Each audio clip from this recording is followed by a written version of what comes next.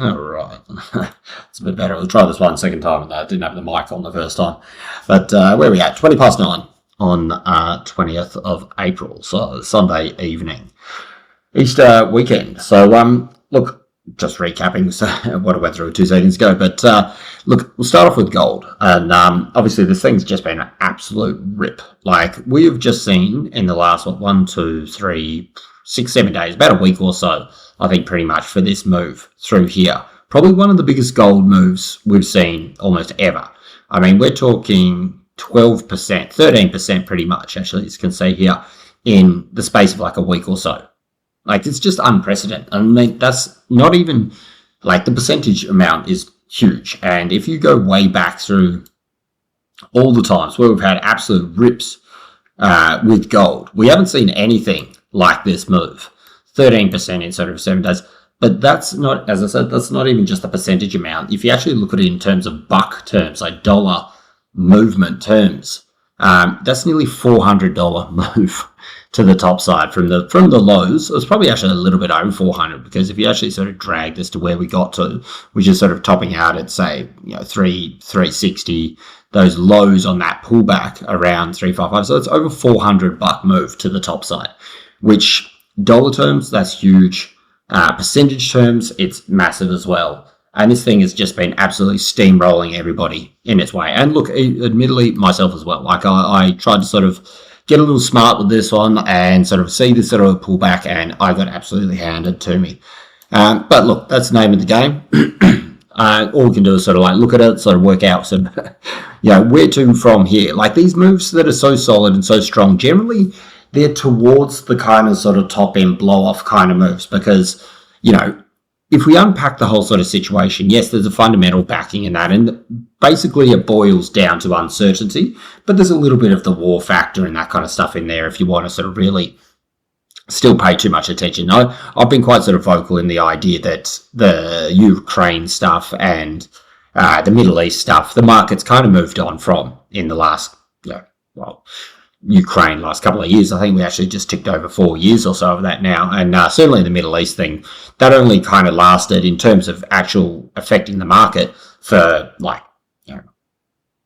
a month or so. Like, it moved on pretty quickly with that. But the point being is that, seeing these super fast accelerated moves, generally, you don't see these in the middle of a trend. You see these sort of like, around the points where people are like, hey, look, let's get short, and they squeeze the hell out of it. Squeezes, though, this is the thing that's been a bit of a tough read with gold at the moment, because squeezes are generally coming when the whole market's gone down. And, if we look at this little drop down bit through here, this is when we saw equity markets come off. All the other metals came off. I mean, silver down 15%, I think, copper down 25% after that, a little capitulation top that it had. And basically it's just caught so much of the market offside, because everybody's like, oh, crash is coming, crash. And then they just jam it through the roof. Obviously, gold has recovered better than anything else. Most things haven't even got back up to these sort of drop-down points. Gold, as you can see here, past the 161 retracement of that drop-down, and it's still powering on. Like, I think, even though the fact that it sort of like had a little bit of a stutter step day, what's this, on the Thursday, I think that was more just sort of like, coming into the long weekend. Markets actually closed on the Friday. You've had these ripping moves. I mean, we had even just this one move sort of through that Wednesday session there is a near 4% move just in that session. So there's a lot of profit on the table with these things. So, seeing a little bit of a pullback here, this is how I sort of got smacked about very badly. I saw the 127 retracement here, and I thought, look, this would be enough, and we might see this sort of roll over from this point here, but obviously, bang, kicked up another couple of levels. So I guess the thing you got to work out here is sort of like, is it done? Is this sort of going, okay, look, is it just a stutter step before the weekend, and are we going to see this thing accelerate a little bit further? Or are we going to see this as a little bit of a hanging man, and then potentially we could see this sort of start to cool off, roll over? Look, negative divergence, I think they can't pretty much almost go out the window. I love negative divergence. They're a great reversal indicator, but it's been negative divergence a couple of times. Hence, these kind of moves, as you can see through here, I had one sort of marked out through this point through here. matching up with these highs, which was down here at the time, but it's just steamrolled through that.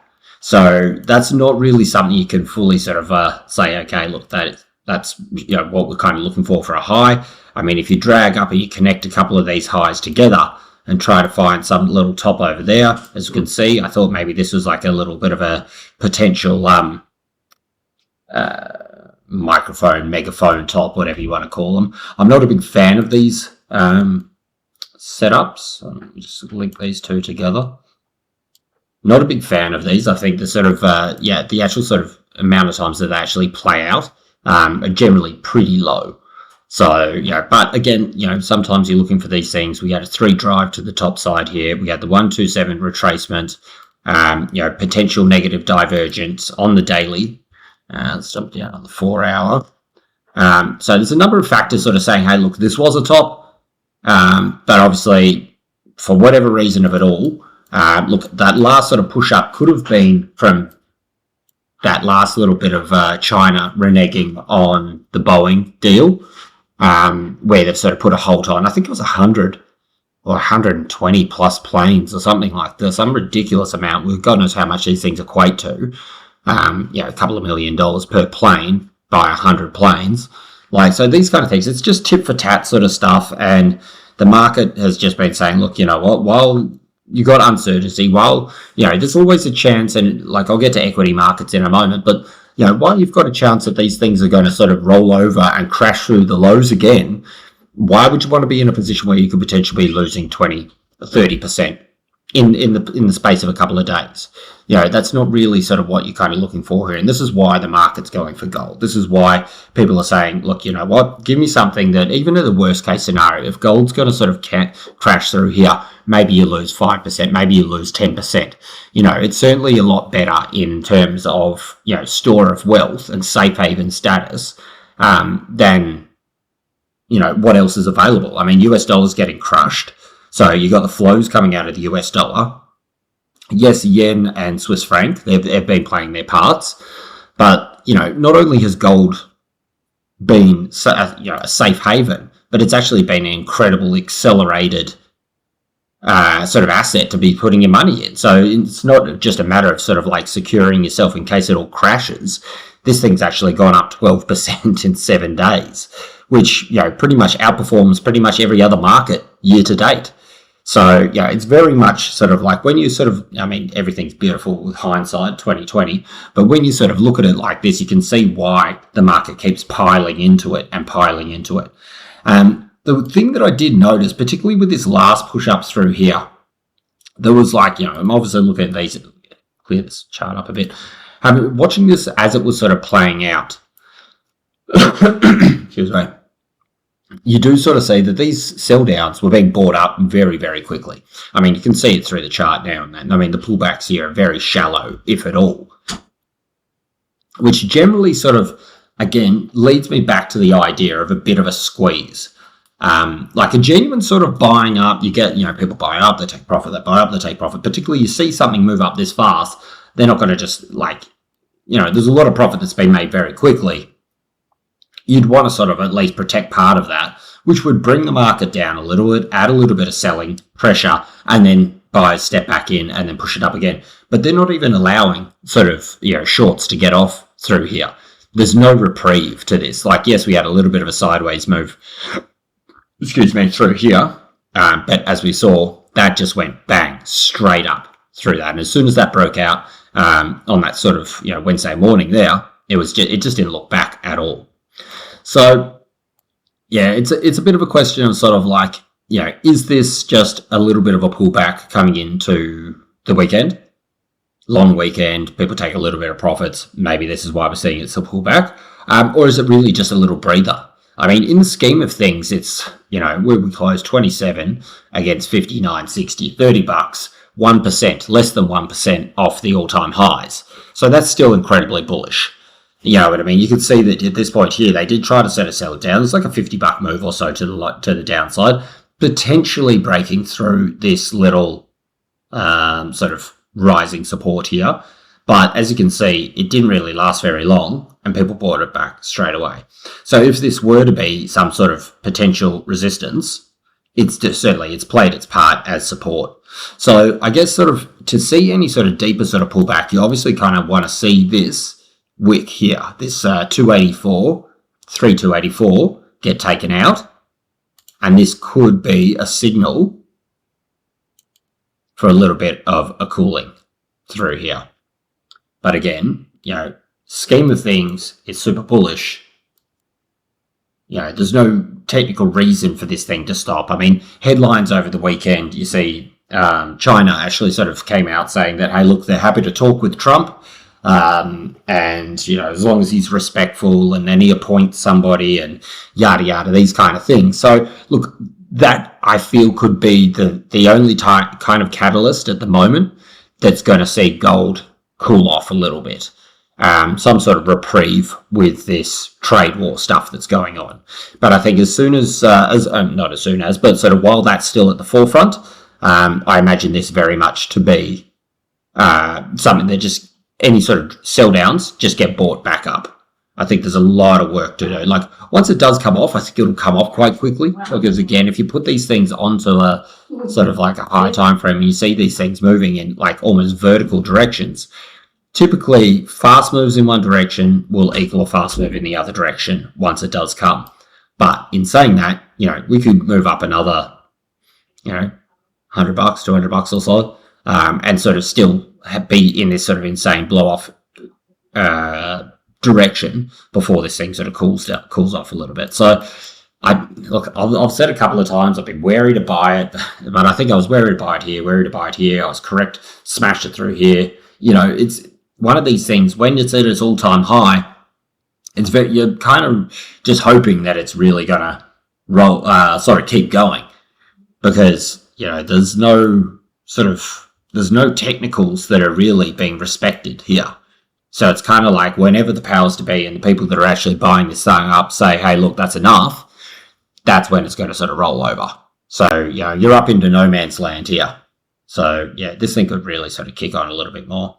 If we do look back at that, we can see that obviously this was the level here that was really the key that, we saw buyers sort of come back. Resistance, support, explodes back up. So if this thing were to sort of come off, that's going to be a very, very key level, I think.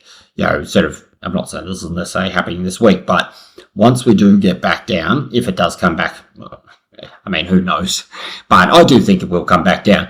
It's just, as I said, it could go a little bit higher first. But once we do sort of come back down here, this is going to be super crucial. I think if we come back to this level and buyers take it up again, that could be, okay, wow, it's really going higher. These kind of levels through, 31.20 and this kind of stuff, the highs just before we saw that pullback should play a little bit of a role.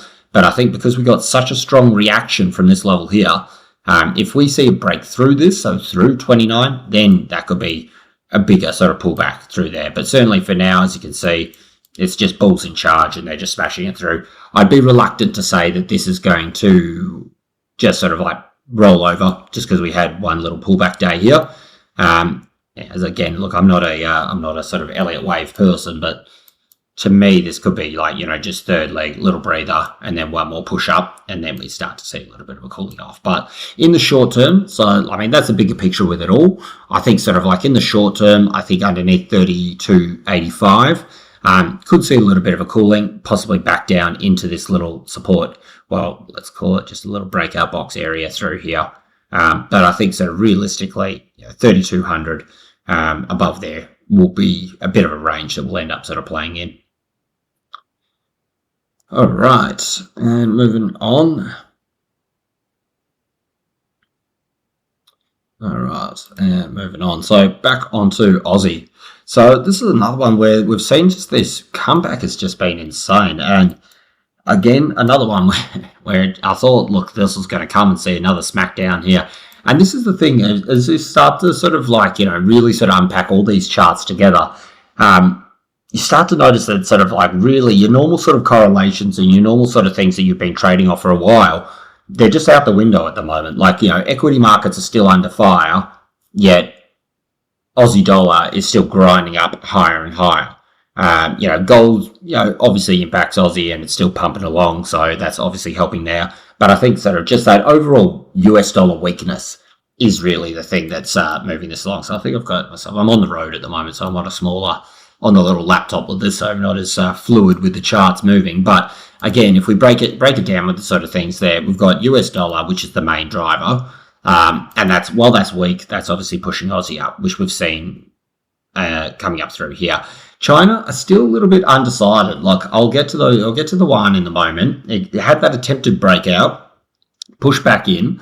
But as I said, like I'll get to it, but I think that middle resistance level, middle resistance level, it's late on a Sunday here, but that higher time frame, I think 736, that kind of sort of higher time frame, sort of previous intervention level, I think is what's going to be the deciding sort of factor for the Yuan. But I would say that's going to be something that could be affecting Aussie and possibly sort of holding it down if they do sort of let the Yuan go. But then you've got the RBA, and the RBA really have just said, no, like, you know, despite all these stupid headlines, and I've said this a couple of times of people calling for mass cuts and all this kind of thing, they've just said, no, look, you know what, they're throwing the water on that. So that's a strength there. So all in all, you can, if you break it down with the very simplistic sort of look at it all, you can see that, look, there is sort of reason for why Aussie is coming up, moving back up here. But I really do think that sort of weak US dollar is the driving force, as always, with these kind of things. I think, you know, if we see US dollars start to catch a bid across the board, I don't think RBA remaining particularly hawkish is going to save it. I don't think this right now is the recipe for Aussie to be moving back into the mid-60s. The recovery's been very strong. And as you can see, last couple of sessions, this is on a daily, last couple of sessions have been quite tight trading ranges, but still grinding higher, coming back into this previous resistance zone, overboard. I think there's a good chance that we at least see a little bit of a pullback here. Look, I don't think we're going to be coming down to the lows here, and I'll get to this on a higher time frame in a moment, but I would say you could possibly see maybe a push back down towards mid-61s, but certainly between 62, 61, and this is where I'd like to sort of give it a shot to sort of get a bit of a buy happening. So I'll put a little buy zone through here.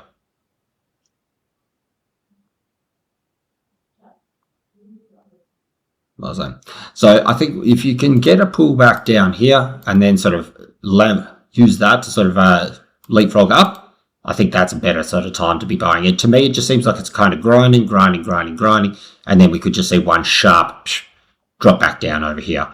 If we have a look at this in terms of like an actual just sort of bounce move up here from the lows, that would take you into that 38% retracement, you know, give or take a couple of points, of this recovery bounce. So it's going up through here. So let's put this onto the 4 hour. Here we go. We've got those little arrows on this chart here. So RBA pushing it up, US dollar pushing up, but as I said, I think China's going to be a little bit of a hindrance for it, just for the time being. And if you get these sort of three sort of pointing up, I think that's going to be the time that we're going to sort of see Aussie break out. And look, 65, 66, I think is a reasonable area that we could be expecting to see a buy, sort of bounce to. But if I could get long positions, sort of back around that 62, 61, 50, this is where I feel a lot more sort of comfortable buying. But as you can see, sort of like through here, this little channel kind of really sort of represents it all, that it's just grinding, and now it's started to go sideways with it all. So if we put a little support in here,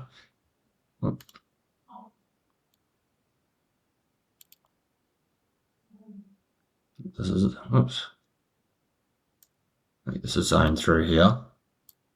I think this is something that could see that little move back down. And this is what we're looking for. So this is under 63.23. So 63, it's called 63.15. Just be on the safe side of it all.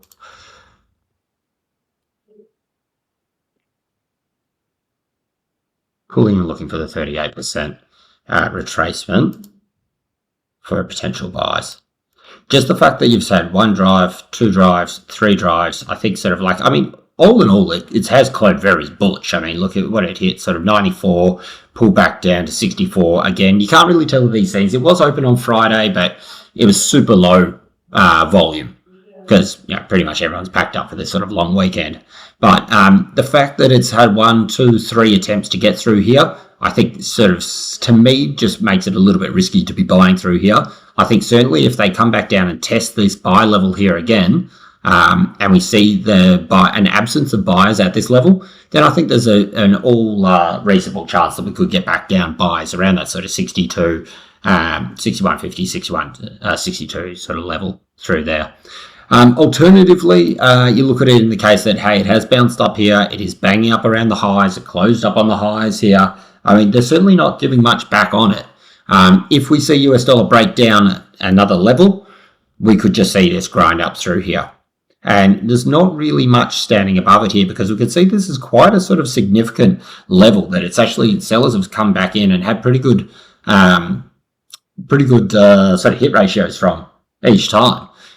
Certainly on this last one selling down here. So there's going to be a lot of stops around this level here.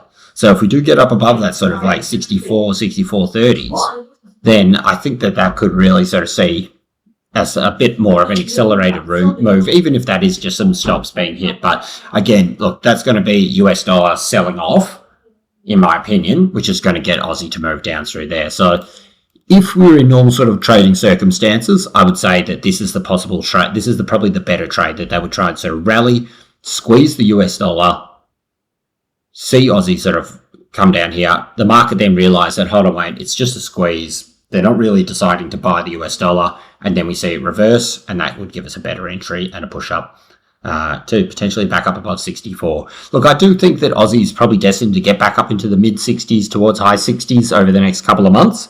But, you need a lot of things, obviously, to get back on slide for it all.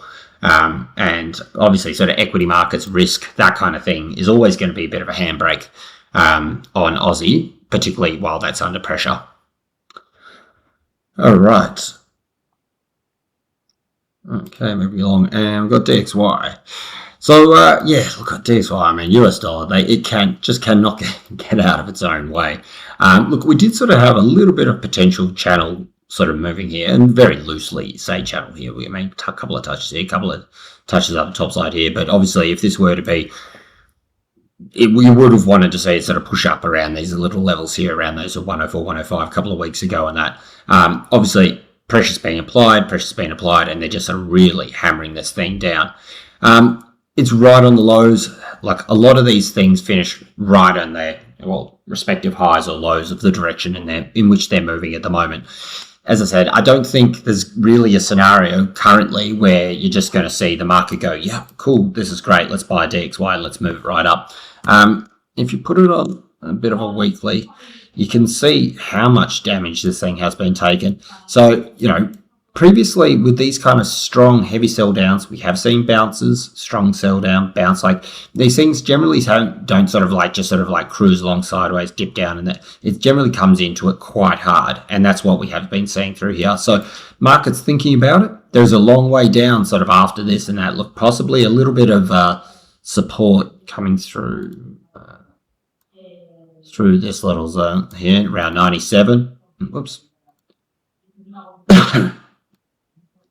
97, should we sort of take out these lows and start to move down a little bit further? But again, look, this thing is just sold down, bang, sold down. It sort of quieted up a little bit into the end of the week. So where are we at here? This is a weekly, sorry. Here. So yeah, as you can see, sort of really through the week, it had a pretty sort of tight sort of week, and that did close again on its lows. But it's not something where you're sort of seeing sort of like, strong continuation. Because remember, you got, down, find support, resistance, comes down, tests it, and then crash, comes through it. Here's your support, comes up, finds resistance, comes back, tests it, crash right through. So, that's what you want to see with these things. When the market's like obviously sort of looking and really reacting to a level, like they were trying to hold it, not holding it, big volume, people get out. So the same thing here, you've gone support, very small bounce to resistance, come back down here, support. We haven't seen that accelerated move straight down through here. This is not to sort of say, I mean, look, it's at 99.20. We just put that support at 97.80. I would say we're probably in the closing few points, 100 points or so, 200 points or so, before we do actually see some sort of value trade on this thing. And look, as I said, if gold happens to want to sort of just bounce up a little bit higher and take out another sort of move into 3400s, Aussie to sort of come back down, Aussie to break and test above 64, this is what you're going to see. You're going to see US dollar, DXY sort of sell down, and maybe that's when you start to see things start to revert and play out those sort of next moves, and maybe Aussie breaks above 64, gets slammed back down, maybe gold breaks up to those 34s, it takes out that last lot of sort of liquidity and highs, sort of shorts above the highs, and then we sort of see things reverse in that. But, you know, it's one of those things when it's very hard to sort of, and look, it's such a, like, when you look at it just nice and clear like this, it's a very obvious sort of like, you know, we'll sell the rally kind of trade. But again, you know, there's been a lot of times where we've been feeling like this, you know, coming down here, and then the market has just really taken it away and just jammed it up, and jammed it up. So these rallies can come. It's just a matter of sort of like, you know, when do they apply that pressure for the pain trade for all the people that have been short US dollar all the way through here, and then they start to go, okay, let's make them burn a little bit, because those bounces are the ones that really could see things move up, back up to, say, 104. You know, I'm not saying that this is going to happen this week, but I'm aware of the fact that this is how these things typically do trade.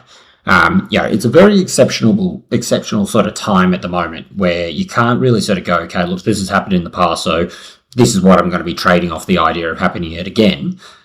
Because, you know, there's so much going on in terms of fundamentals at the moment. You know, the trade war stuff just seems to be ongoing. The Ukraine thing, again, I don't put a lot of weight on that, but it is simmering along in the background with Russia and now China sort of playing their part as well. So, look, there's a lot of uncertainty around that. And for whatever reason, you know, I'm not saying whatever reason, I mean, there's kind of some obvious reasons, but, you know, a combined sort of factor, the market as a whole is trying to get rid or get out of everything US dollar related. I put a video up in one of these analysis things about a month or 2 months ago, saying flight of capital out of the US, and this is exactly what we're seeing now, because they're not buying any of the assets. Like, typically you'd see equity markets coming down and you'd see the bid go into the US dollar. I mean, it makes sense on a very basic level. Hey, let's go to cash. You know, let's sell our stocks, put it in US dollar, because US dollar typically is a safe haven as well. US dollar equities go down, US dollar goes up. That's a general sort of way that things would work with it all. But this time's different because it doesn't matter if they are offering high yields and that, so bonds are getting sold off. There's a high yield on the US 10. They're just not buying the US dollar under typical sort of circumstances. Well, they're not buying it at all. So this is why we're seeing yen strengthen up. This is why we're seeing gold just go from level to level, strength to strength, because all the flows that typically would have been coming out of these things in a normal surroundings and going into, you know, US dollar, they are getting diverted into these other safe haven currencies. So you can't sort of go that, okay, look, you know, equities sell off, so we're going to buy US dollar, because that's just not the case at the moment. That's not the correlation that's working. It's not to say that these correlations won't come back into effect. I do believe in time things will sort of right themselves in the sense of, you know, equities down, US dollar up, it's a safe haven and that, but that may be at a different level. And I think this is the thing, sort of like you'll trade through a band for a while, it'll then, the landscape will change, and then you start trading that same scenario just at a different level. So instead of bouncing between 100 and 110 or 105 and 110, you may bounce through between 92 and 96, 98, these kind of levels. So it'll be the same thing, like the same sort of like correlations, but just at a different readjusted level. And I think that's what the market's kind of going through at the moment. So in saying that, I do think there is downside with the US dollar coming. I think there's probably, Aussie back up higher. But I'm open, again, still to the idea that they start to go, hold on, wait, you know what, right, couple of headlines come out, maybe China and the US come to some sort of agreement, or temporary agreement, and we see things cool off a little bit, and people go, hold on, wait, you know, this thing's been absolutely bashed, we've got all this profit in metals, let's sort of like maybe sort of funnel a little bit back in there, and maybe we'll sort of overshot things a little bit. And that's the thing. I mean, end of the day, there's other people on the end of these trades, as sophisticated as you kind of think these people are, because they're trading with, multiple hundreds of millions and this kind of stuff. These people are still prone to typically sort of overreactions and miscalculations and all this kind of things. And then, of course, the landscape changes. The little bit of a headline comes out, maybe something else changes, and, the market goes, oh, hold on, wait, maybe we have over-exaggerated this. Let's peel back a little bit of this move. So I think there's definitely room for a bit of a squeeze over the next week or two. Look, I don't really do times in that, but from a technical standpoint, you haven't seen this explode down lower.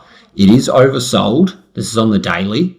I think if you get back above this little range high here, so back above 104, I think a move back up to 102 to 103 is a potential squeeze area. And these are the two lines that I'm going to kind of be looking at, depending on when this thing comes into effect.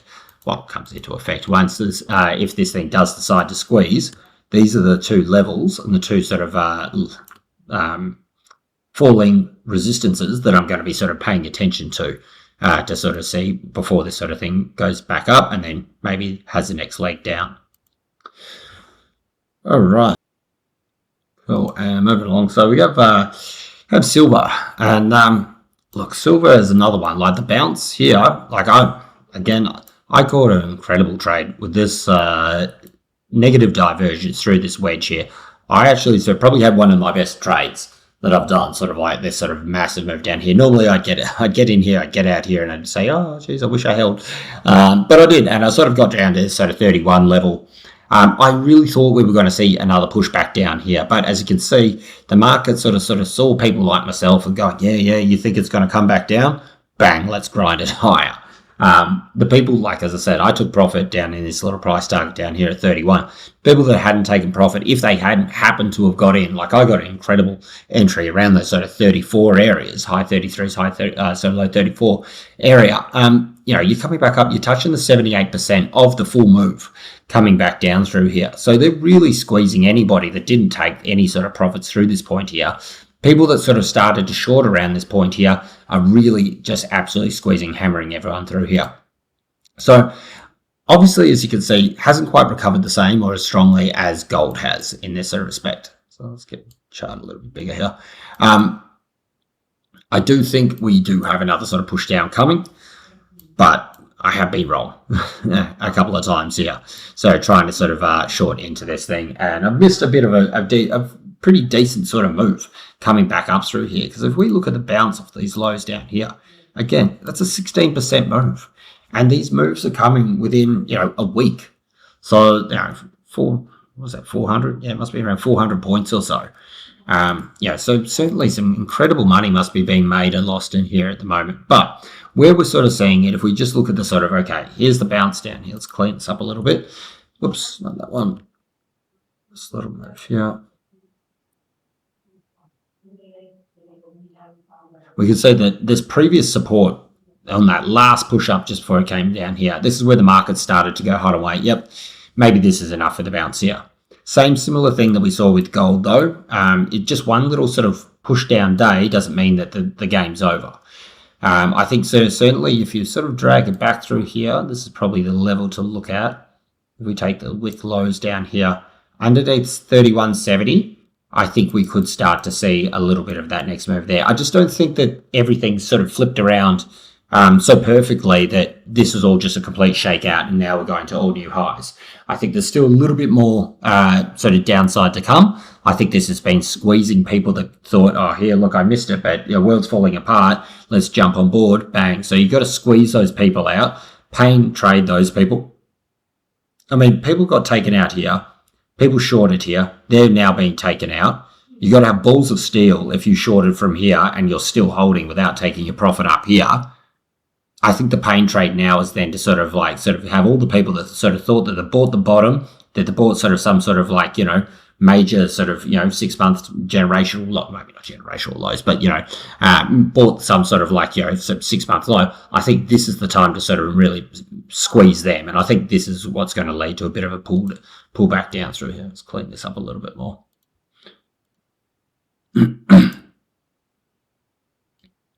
So to me, it's sort of, again, I'm still looking for shorts. I think this is just, to me, doesn't seem like something that's about to grind up, grind up, grind up, and then just go bang through the top over here. Of course, I could be wrong, but I just think that, you've got to respect the fact that these levels were broken. And I think this is more purely just sort of a level, an idea of sort of like, squeeze one side, well, wipe out one side, because this took out yearly lows. Squeeze the people that were late to the party because the profit doesn't belong to them. These people got dragged in and think they've bought the lows and they're going to go to all new highs. Time to sort of rubbish them out, and then sort of maybe we sort of start to look around that 28, 27 kind of level. Maybe, okay, look, that's maybe a little bit extreme while we're at 32, but I do think this could potentially have a little bit of a rollover. To me, the RSI doesn't look like it's about to sort of say, yep, it's just going to power up and sort of go through back up to 35 or there above. Higher. So I will be looking for sort of shorts through here. I think confirmation, as I said, underneath 31.70 down here.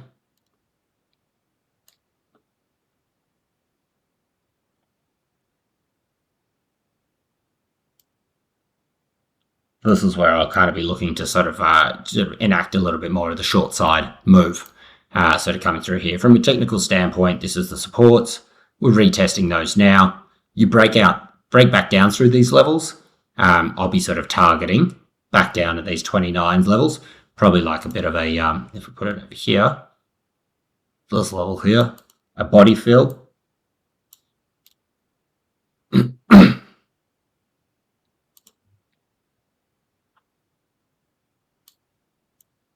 About this level here, which would be as a body fill of this move up through here. I think this is realistically where we're going to be sort of looking for it all. Though I have said this a couple of times, and obviously it's kept on grinding up through the top there. But I do think that we're going to see a push down before we do see any more sort of potential moves towards sort of 35. All right, and cool. And moving on with back to the Yuan. So this is what I was sort of saying in relation to sort of the Aussie as well. I think that obviously Aussie I think needs a stronger sort of Yuan. I think they need to see the confidence in China. Obviously they tested out the top side here, pushed it back down. This is the level I want to see under normal circumstances what happens. Because if you zoom back out, this has been the level where they've intervened here, going way back. Where's this? Back in 22. Massive sell downs from those levels there.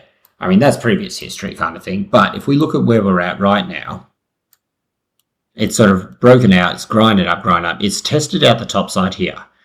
Because this is such a sort of kind of manufactured level, sort of currency. Like I think manufactured, I don't know if that's the correct word for it, but I can't think of the right word for it, but anyway, the PBOC are basically controlling it, kind of thing, with a manipulated currency pair. I think that sort of really, this is more just sort of showing, hey, look, you know what, we can push it out here if we want to. Push it back down here, that's fine.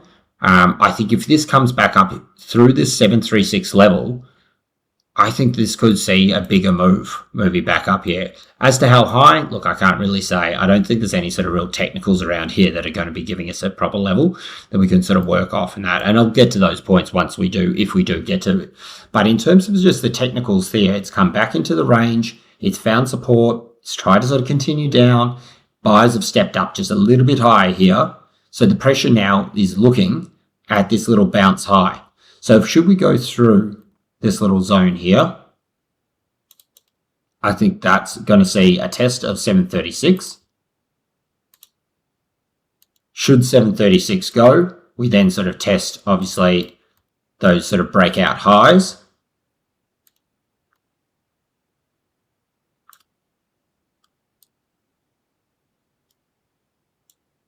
Should that go, that's when I think things will really sort of pick up. And I'm happy to put a big arrow on that one there. So they're the three kind of levels that I'm looking at to sort of see how the market reacts and how it sort of accepts it. If we get up to this level here where we've seen the market has intervened and it gets slapped on the head here and comes back down, I think that'll be the move that you see. I think the market has to at least test this level here, this 736, before we can sort of say, okay, are they going to devalue it? Are they going to keep it in this range? And I think that's going to be sort of very telling for things moving forward. And again, this is going to flow on, and we're going to see this impact on gold. We're going to see this impact on Aussie as well, particularly. Because I don't think with a weaker yuan and weaker confidence over in China, that's necessarily the secret sauce to get that tick to move up, to get Aussie back up into the, say, mid-60s. Should we see them reject this level here and push back down towards the lows, well, okay, we could deal with that then, and then we're looking, as I said, for this kind of move down here to this larger sort of rising support. But I think sort of first things first, you've got to see what happens up in this 736 area. And if the market sort of says, okay, yep, that's cool, and they sell US dollar off there, we see the yuan strengthen and sort of come down here, then I think that'll give us the tick for China in terms of sort of, looking about if Aussie's going to go any higher.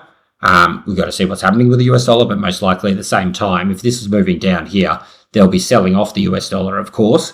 That'll be selling off against Aussie. They'll be selling across the board. And I think that'll sort of be, if we see RBA still hawkish, I think that's a three-pronged thing to see Aussie move up. But as I said, with this sort of potentially targeting this level here at 736, we're oversold. This is on the daily. I think this is what could get us back down to that 61.50 to 62 with the Aussie. And that's what I'm looking for there. All right, and finally just sort of finish off with copper. Again, another one. We've seen this quite strong bounce. We broke out of this little range. I actually bought down off this bottom level here over here around sort of 410 or so, just because of this super strong confluence that we had of this top side falling resistance, which is obviously a support there. Yeah, this rising support, which is sort of coming from way back in July 22, plus a strong horizontal. So that was a great area. Of course, I sold it 2 seconds later, and it's just kept on grinding up and higher and higher. So look, I do think that again, same with the metals, that we're going to see some sort of rollover before we see these things move higher. It's quite a strong sort of support here. So if we can move this up over here and rename this. Yeah, and I'm going to say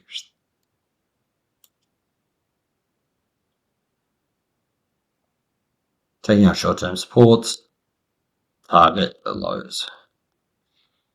And as I said, look, at all these things start to sort of flow together. If we see US dollar and yuan move up towards that high, I think that's going to give a little bit of pressure onto copper. That's going to sort of flow on, see a little bit of a cooling off with Aussie. And then look, we could see, like I said, target the lows there, but we could see a move back down here and then sort of a move back up. I don't think we're going to break down with copper. I think there's just too much of a momentum with it. Yes, this is an incredible sort of sell down. 25% or something, I think. Yeah, here we go. 25% from highs to lows in the matter of 2 weeks. That's an incredible sort of pullback with it all. So you're going to see a bounce. You're going to see these things. But despite these little pullbacks here, where it's kind of tried to continue, gone higher, this doesn't really count, you're still looking at the overall large structure, pullback, support, up here, maybe a couple of days of resistance, but you still need to get this leg happening. This leg is, to me, the crucial one, which is going to tell us, are we going to get a higher low? In which case that leads into the idea of, obviously, reversal of this move, and that could be the longer-term recovery or medium-term recovery. Or is it going to come back down here and retest those lows? And that's the sort of thing that I think that we've got to sort of start to realize that there's a potential that this could be a new level in which we start to sort of, battle it, basically. Like, if this thing was running ridiculously high, all-time highs, it just was going strength to strength to strength with it all. You've seen a lot of that profit come off, and this is what I mean in terms of with gold as well. This thing, copper has just been absolutely ripping all year. As we can see, 34% straight up, little pullbacks along the way. But when the day came and they said, yep, cool, we're pulling it back, and I covered this at the time as well, that capitulation top. When they said, that's it, we're done, look at the pullback. Look at how hard these things can slam down. And this is what I'm wary of. Because although it's great to sort of see these things just run berserk and go out the top, these are the kind of times where people can get a little bit ahead of themselves. The market can get ahead of itself. And you can really see sort of things get caught off guard. And that's what we've seen a lot with silver as well. Silver took out the yearly lows. It's just a matter of, okay, is that it? Was that the play? Is that the whole thing, that they take out the lows, wipe out everybody year to date, and then they grind back up and on with the show? Well, that's what we've got to wait and see. But just from a purely sort of structural sort of standpoint, and the fact that things aren't completely rosy, it's not like, okay, yeah, it's bouncing back up and, they've got a trade deal and production's moving up and everybody's happy again. That still hasn't been resolved. So fundamentally, there's no reason for this thing to be back up at the levels it was at prior to, having this trade war stuff sort of kick off. So I do think that this is potential to give us something more like, a cap up here and then maybe like a base down here. And this could be the area that we start to bounce and play around in. And you start to trade these ranges, albeit quite large ranges, but you start to trade these levels as the market sort of like reevaluates and changes the landscape. And then after a while, maybe we see this break and that gives us sort of next direction moving forward, whether that be deeper pullbacks or recovery. Medium term, long term, I'm probably more in the bullish camp. I do think that we're probably just going higher, but I am open, as I keep saying, to the idea of having these sort of pullbacks, trading these kind of areas before we see more substantial higher highs.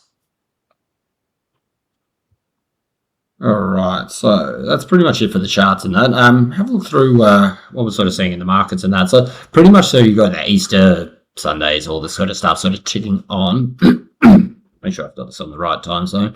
Yep. So look, most markets, at least FX markets, potentially, I think we'll be sort of trading tomorrow, but lower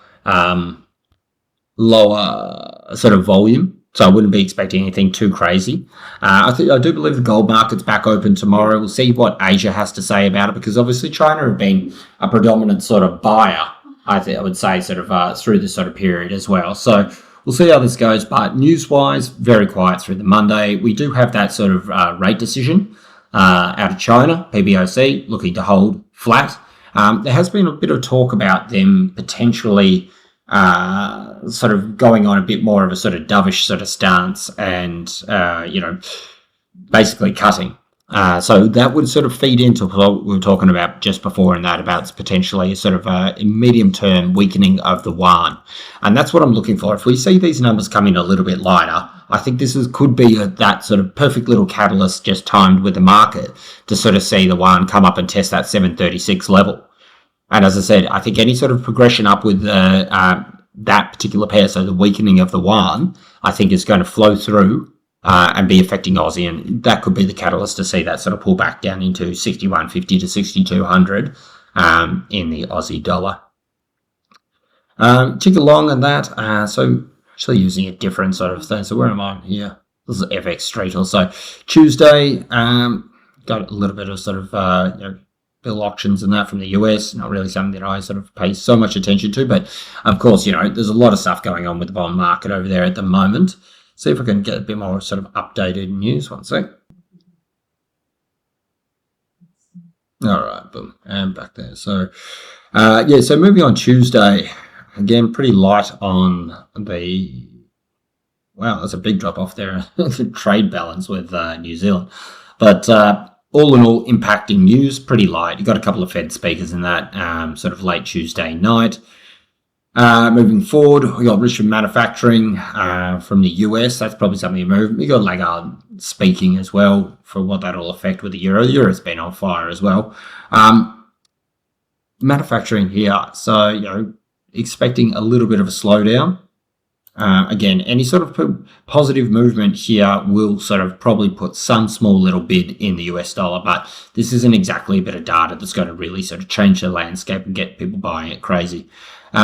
Moving through till sort of Wednesday, we start to see a little bit of the sort of PMI data and that. I think this is going to be the start of getting a little bit of sort of volatility, sort of basically, and volume into the market for the week, because there's nothing really to sort of get too sort of G'd up and give any sort of new direction prior to this. If we look at Aussie, we're seeing a little bit of a mix from last month, with obviously, of course, no forecasts here.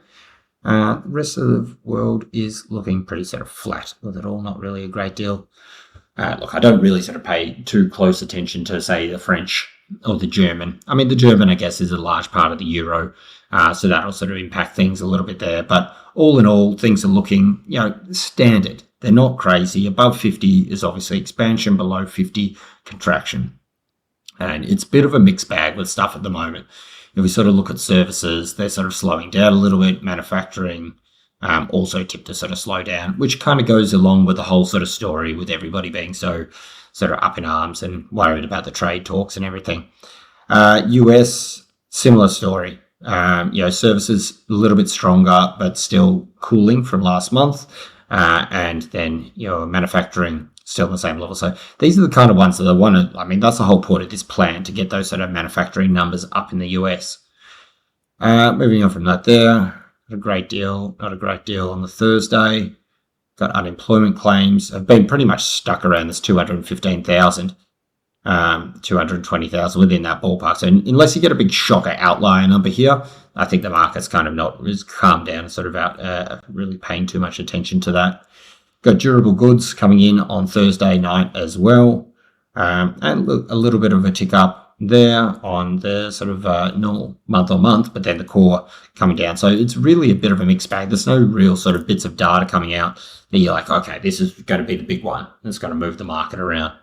And then sort of moving into the end of the weekend, we've got a couple of bank holidays again. So we've actually got New Zealand, Australia. So we've got Anzac Day coming through there. And it would appear that Italy has a bank holiday as well, also on the Friday.